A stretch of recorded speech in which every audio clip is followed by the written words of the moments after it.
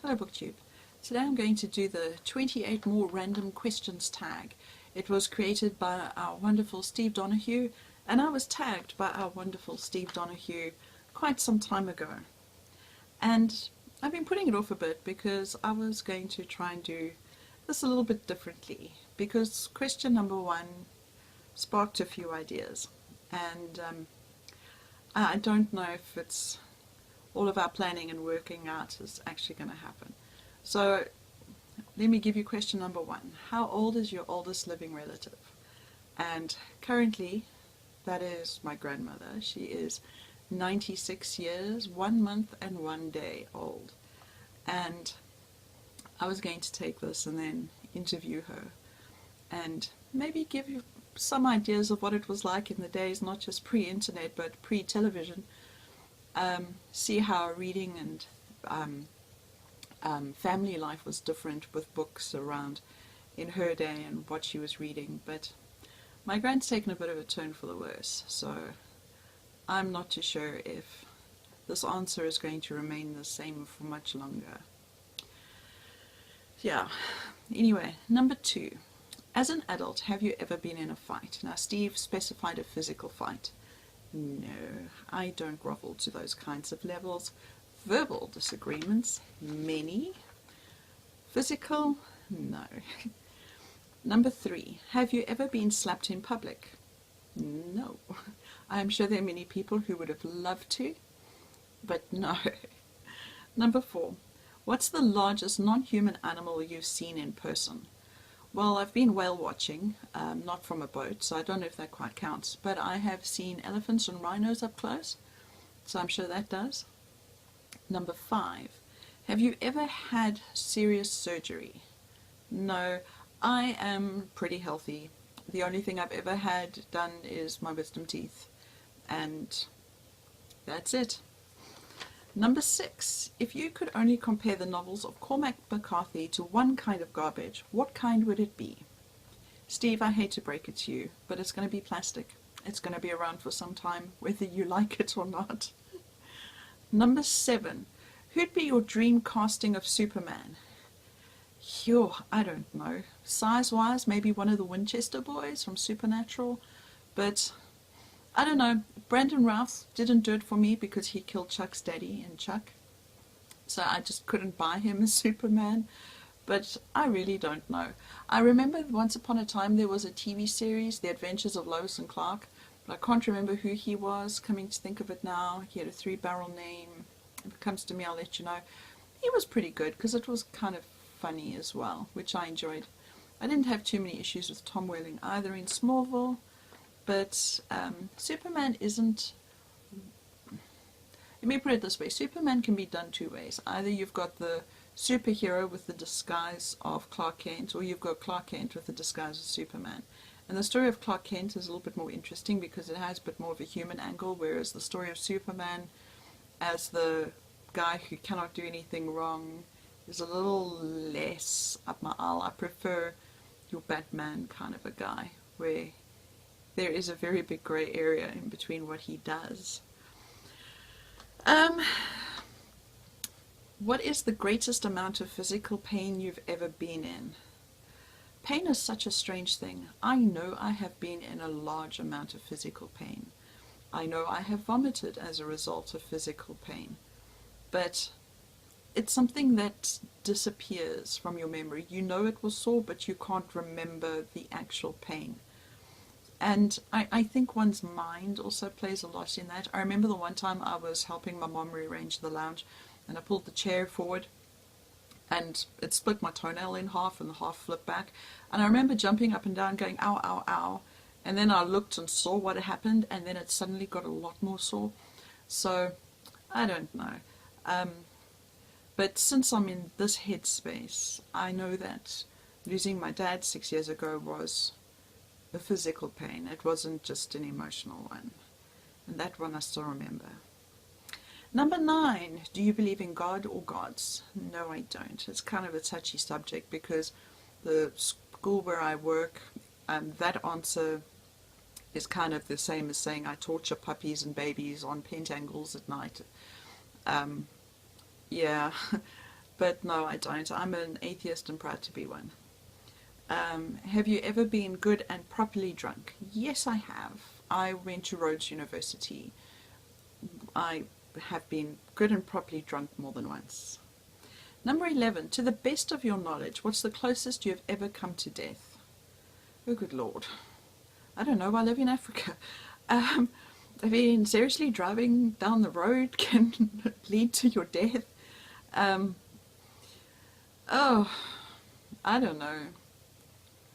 I can't think of one off the top of my head. I mean, you just keep your wits about you and make sure that you are very much aware of your situations and your surroundings, and you should be a little bit better off than if you walk around in what we would call a dwal. In other words, not really paying attention.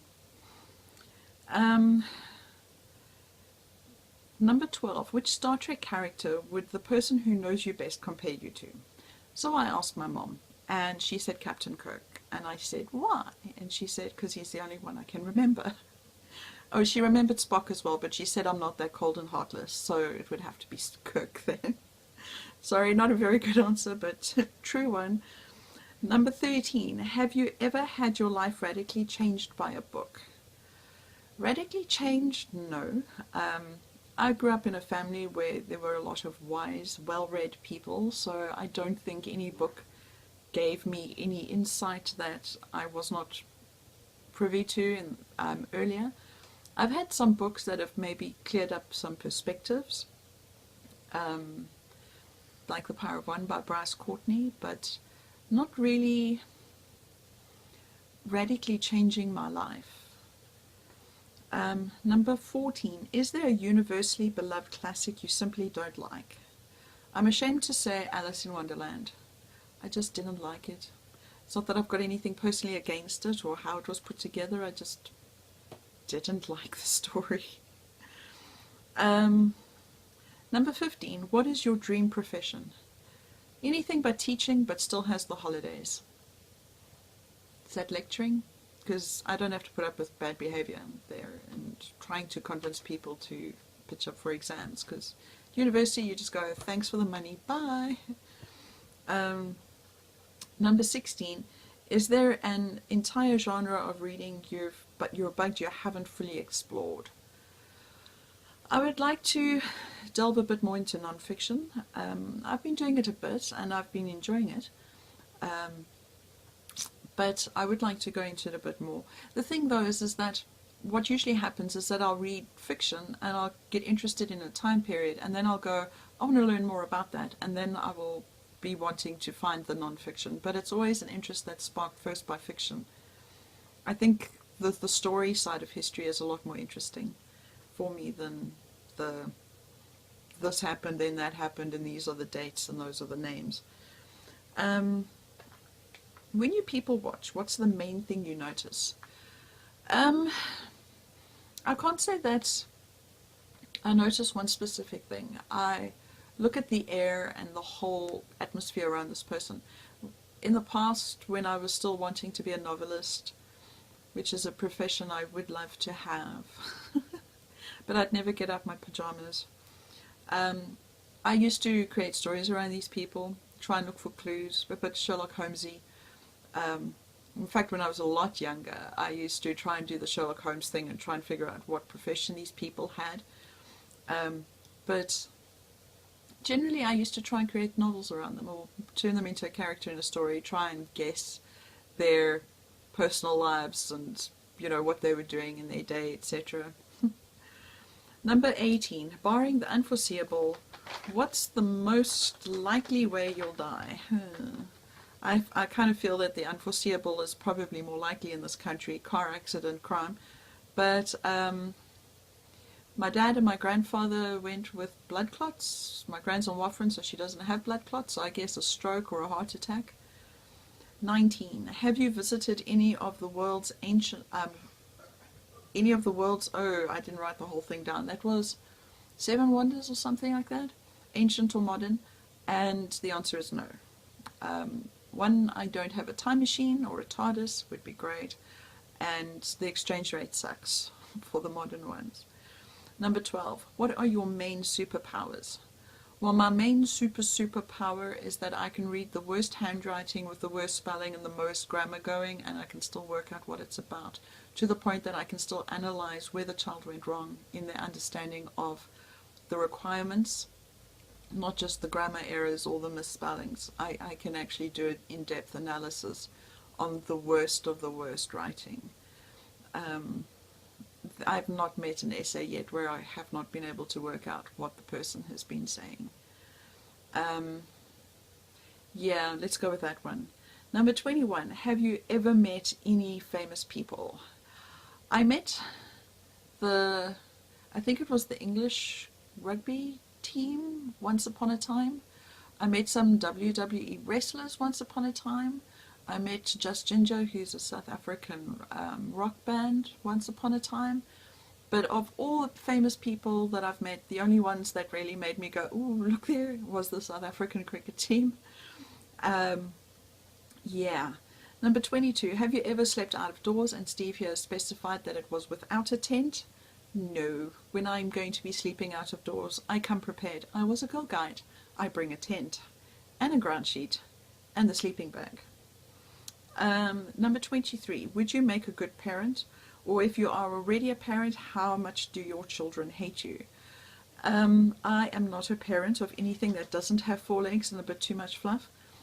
And to answer the question, I don't know. My mom says I would make a great mom, but I know that I come in from work feeling absolutely buggered, and then I've still got to sit down and do other work because teaching is never finished. And I do feel that I should be spending a bit more time with my dogs. But children, I don't know, hey, you need to give them a lot of time. I don't know if I have the energy to do that. Number 24, New Kids on the Block or Backstreet Boys? Neither. I like my classical tenors. Mario Frangoulis is my favorite. Yeah. Number 25, have you ever been on stage in front of an audience? Yes, I have. I'm actually very good at public speaking in real life. It's when I'm prepared, unlike now, where I've just got the questions and not all of them apparently were written down properly. Yeah, I actually enjoy public speaking, but not for the attention. I like the challenge of keeping attention, and you can see when people are interested when they start leaning forward. Yeah. Number 26, at the moment, what's your favorite non-booktube YouTube channel? I don't have many of those, so probably the Piano Guys, although they haven't put up anything in ages. Yeah, that I can't even think of any others.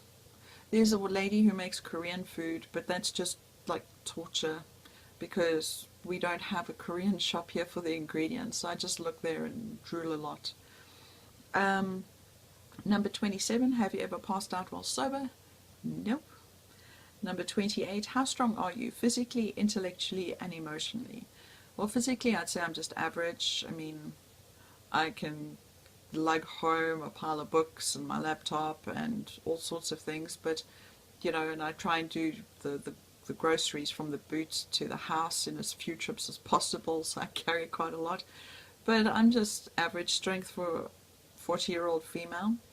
Intellectually, though, I would say I'm pretty strong. I've never been in a circle where I feel that I have not been able to cope or have not been able to hold my own comfortably. And emotionally, I would say I'm pretty strong too. But yeah, I have evidence for that, but I'm not going to go into that because it involves my dad's passing and all sorts of things. I'm sorry, you can see where my brain is. We've already been having those phone call conversations about what's going to happen, who's going to come where for funeral arrangements, and yeah. But who knows, my gran might bounce back. She's had almost a century worth of practice for bouncing back, and if that's the case, then one day you will get a video. Shame, we'd been working on it. I'd written out the questions for her because her eyesight's not very good and her hearing's not very good, so she wouldn't be able to hear me. And her memory's not as it used to be, so she wanted to think about it and try and write down lists of books so that when it came to filming. But yeah, we'll see what happens.